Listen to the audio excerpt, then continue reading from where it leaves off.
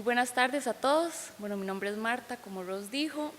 Yo trabajo en la Universidad de Georgia, Costa Rica, en el programa de investigación, de pasantías y de instrucción. Quisiera compartir con ustedes un ratito, un poquito de información sobre el proyecto que tenemos allá, sobre el tema de colisiones de aves contra ventanas.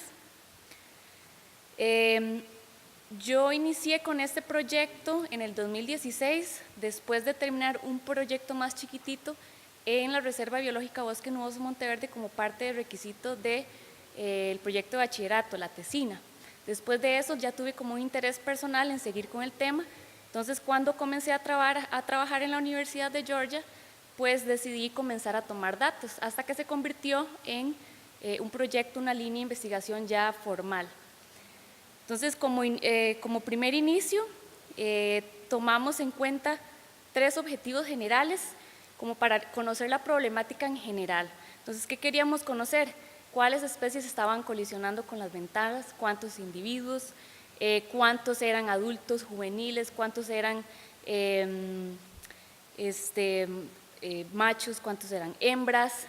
También queríamos ver un poquito y conocer un poco sobre la época migratoria y también la época de reproducción, y ver un poco la parte de características de infraestructura, tamaño de ventana, altura de las ventanas, distancia que tenían estas ventanas a la vegetación. También como facilidad para mí, porque yo trabajo en la Universidad de Georgia, pues decidimos desarrollar el proyecto meramente en este lugar. La Universidad de Georgia está localizada en la provincia de Punta Arenas, en el cantón de Punta Arenas, en el distrito de Monteverde, específicamente en San Luis de Monteverde.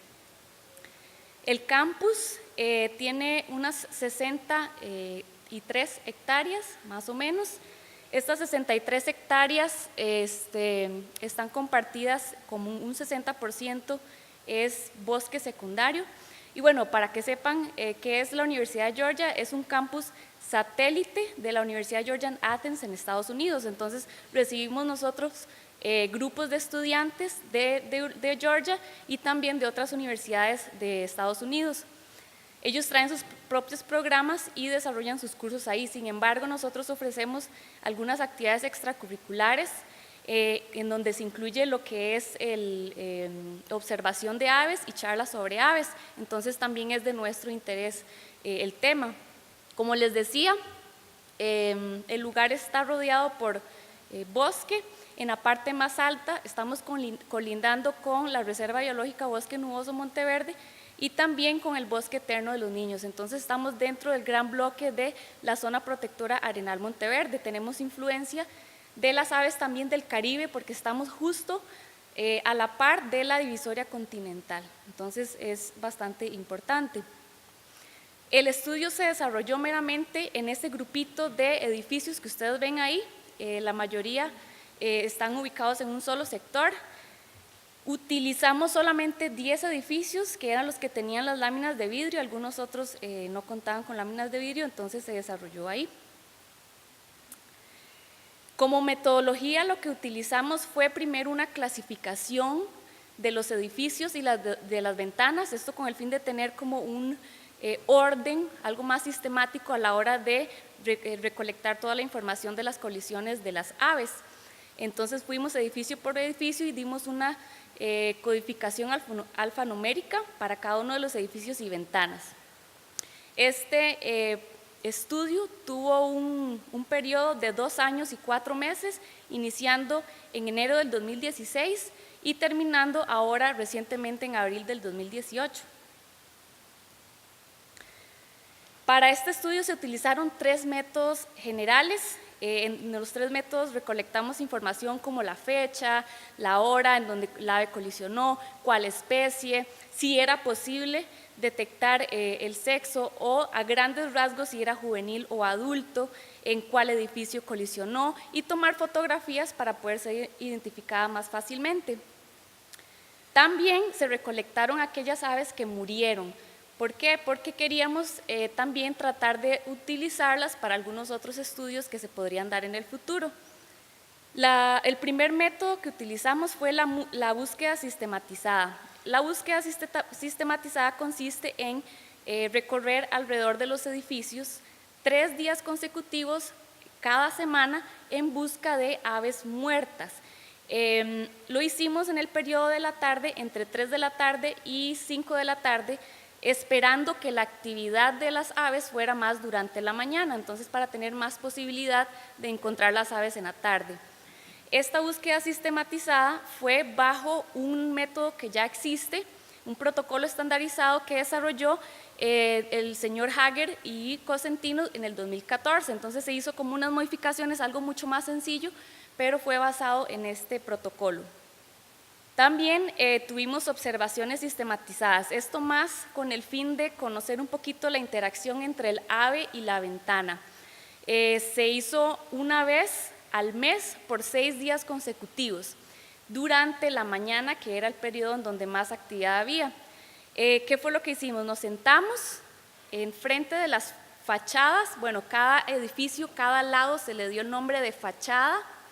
Nos colocamos al frente de la fachada y esperamos por 20 minutos observando con binoculares para ver qué sucedía. Entonces, por ejemplo, algo interesante fue que algunas aves, especialmente el soterré de caza, que le llaman, es un soterré pequeñito café, él interactuaba mucho comiendo insectos de las telas de araña que estaban en las esquinas de las ventanas. Y además de eso, en todos estos 2 años y 4 meses solamente he tenido un reporte de esta ave que ha chocado contra las ventanas, entonces eso es algo interesante. Como tercer método de recolecta de información, y que en mi caso ha sido la que más ha funcionado, ha sido el reporte de funcionarios.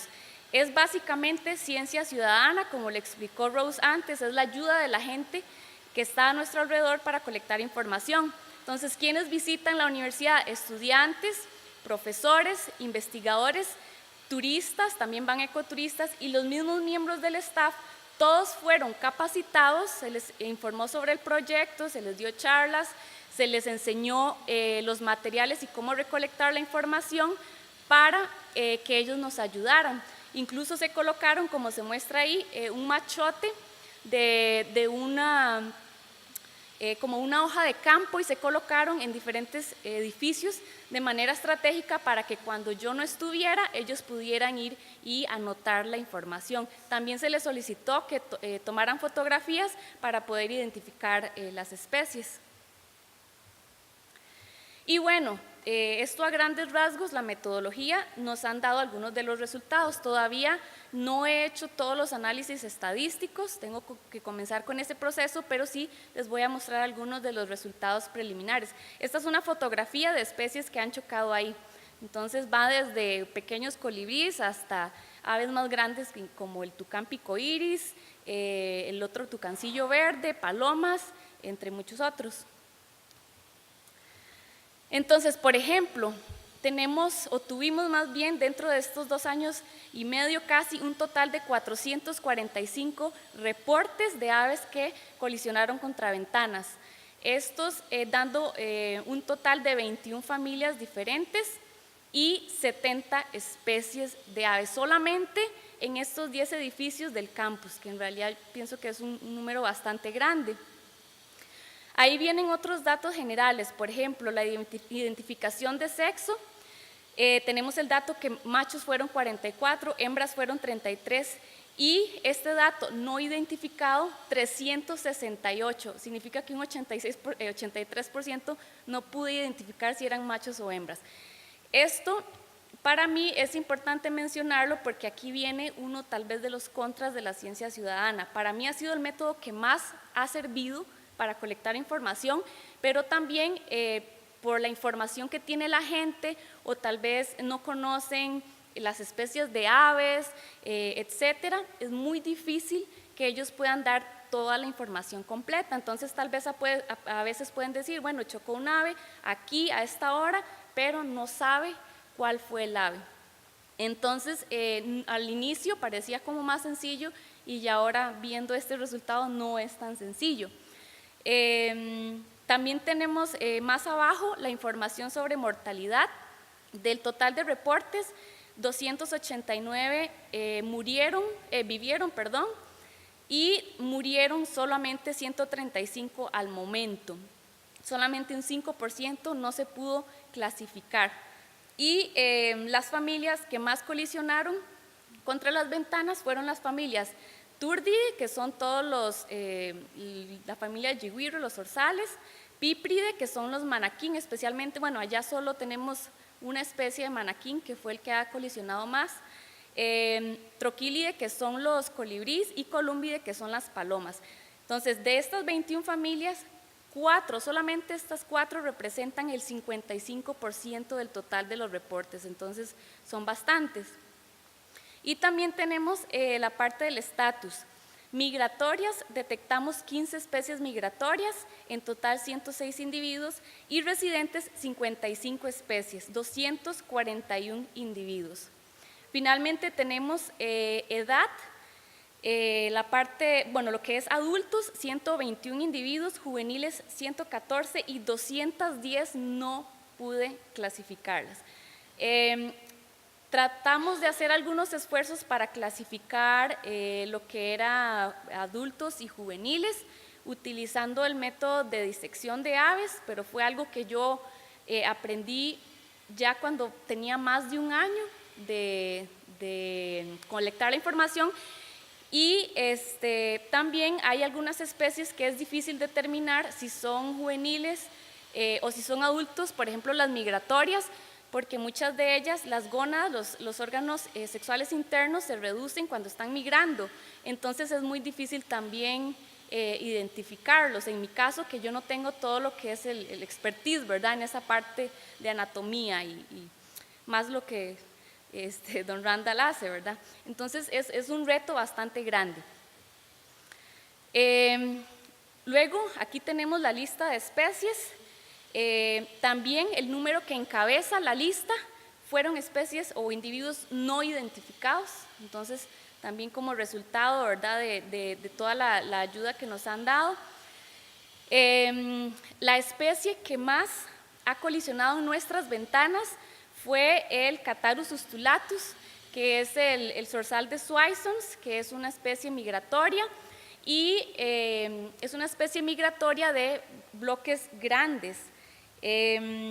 O sea, ellos vienen y viajan en grupos muy numerosos en un mismo momento, entonces eso hace pues que colisionen más posiblemente. El segundo que encabeza la lista es el manaquín, el Chiroxifia linearis, perdón.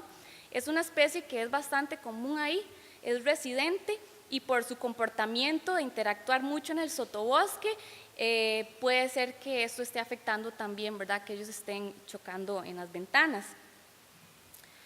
Después tenemos el ave nacional, que es el yigüiro, súper común también, y sus hábitos, también eso puede ayudar a que él esté chocando mucho. Y después tenemos esta paloma, la Leptotila verrauxi, que es como la paloma coliblanca, también es súper común en el lugar. Entonces por ahí tenemos más especies, pero son como los que encabezan. Después aquí tenemos un pequeño gráfico en donde muestra el número de colisiones por año según o de acuerdo a cada mes. Entonces, por ejemplo, tenemos ahí el año 2016, 2017 y ven que solamente tenemos en consideración 4 meses del 2018, porque a partir de abril del 2018 comenzamos a una segunda etapa que va a ser la próxima charla que voy a dar, que es sobre la implementación de un método. Ahí en ese gráfico pues, podemos observar 2 cosas interesantes. Bueno, primero que existe un pico en el mes de octubre. En el mes de octubre es cuando tenemos allá el Catharus ustulatus, el zorzal de Soissons, pasando de norte a sur por el área. Entonces se dispara el número de colisiones en las ventanas.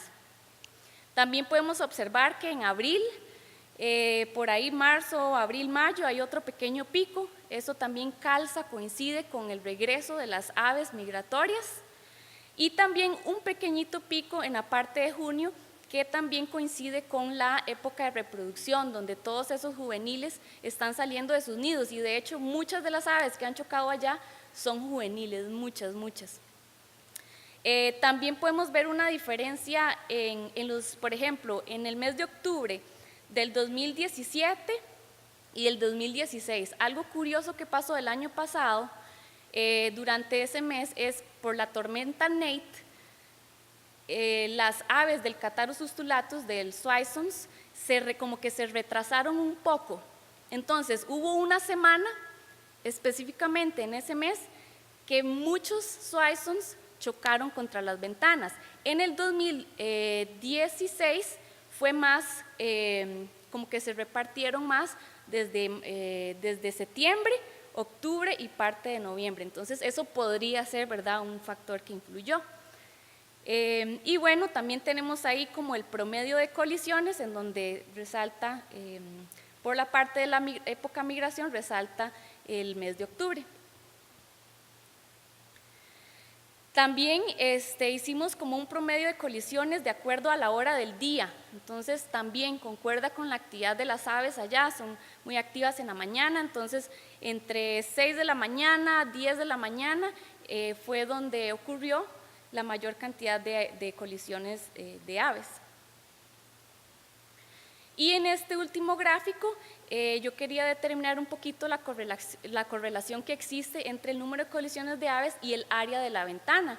Entonces se puede ver que sí existe una correlación muy alta, o sea, entre mayor sea el área de ventana, pues más colisiones vamos a tener en ella. También vemos en el puntito de arriba, los puntitos representan los edificios, el puntito de arriba es el que tiene un área de ventanas mucho más grande, por eso sobresale. Entonces, para comentarles sobre este edificio, ese es el edificio que yo le llamo el edificio de servicios, que es el que tiene recepción, que tiene la biblioteca y tiene muchísimas ventanas. Esta foto es del comedor. Si ven, como antes mencionó Rose, existe en este edificio el efecto túnel. Tenemos dos paredes paralelas con ventanas, entonces es un sitio perfecto, un túnel, ¿verdad?, para que las aves pasen. Entonces, creo que esto sería todo por el momento. No sé si tienen alguna pregunta. Si no consideramos, digamos, los migratorios, ¿cuáles serían los picos a nivel de aves residentes? Usted más o menos. ¿Cuáles serían los picos de qué? Sí, de las aves residentes, digamos, en el transcurso del año, si hay algún patrón. Para mí sería mayo, junio, julio, que es la época de reproducción, la actividad. Lo que yo he observado en estos últimos 3 años es que la actividad aumenta en esos meses en las especies residentes. Buenas tardes. Buenas. No, solamente quería saber si las aves que vivieron les dieron seguimiento, digamos, si se les dio un proceso veterinario o lo que fuera. Bueno, la mayoría de las aves que sobrevivieron no tuvieron como una lesión más allá de estar aturdidos. Bueno, en algunos sí hubo signos de que tal vez hubo una hemorragia intracraneal por la sangre que salía del pico y eso, pero pues yo no podía como hacer nada sobre eso. Tuve 3 casos de individuos que tuvieron un problema en el ala, o sea, ellos ya no podían mover el ala, perdón. Y no le dimos seguimiento. Ninguna persona dentro del campus tenemos las capacidades como veterinarias para darle seguimiento. Por eso es importante la charla que nos va a dar ahora don Randall. Y lamentablemente en la zona de Monteverde tenemos solamente un veterinario que pasa súper ocupado, entonces es casi como imposible poder dar con él para que nos ayude. Sí. Gracias. Un gusto. Buenas tardes. Buenas tardes. No sé si se hablará más adelante si se aplicaron algún tipo de medidas. Sí, la siguiente charla es sobre la aplicación de las medidas precisamente para evitar. Bastante interesante la investigación. Los Gracias. felicito. Buenas tardes. Buenas tardes.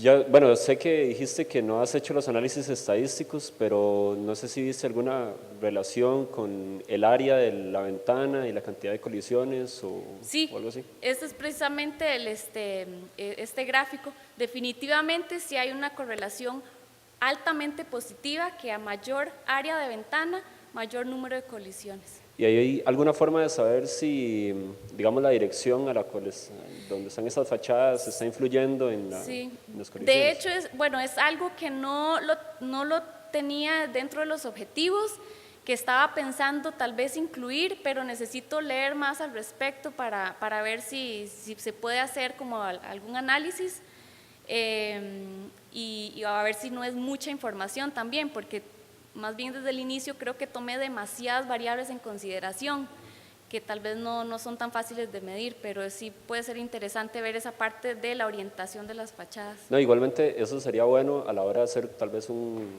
análisis multivariado. Ajá. Sí, como ajá, tenés muchos datos de comunidad exacto. y muchas variables, tal vez podría haber no sé, algún estudio o un análisis estadístico que te diga cuál es la variable que está influyendo en realidad en la cantidad de colisiones. Exacto. Hay algo que no incluye aquí, por ejemplo, la distancia a la vegetación, que es algo que también tengo que analizar, la altura, ¿verdad? Todo este tipo de variables que me hacen falta.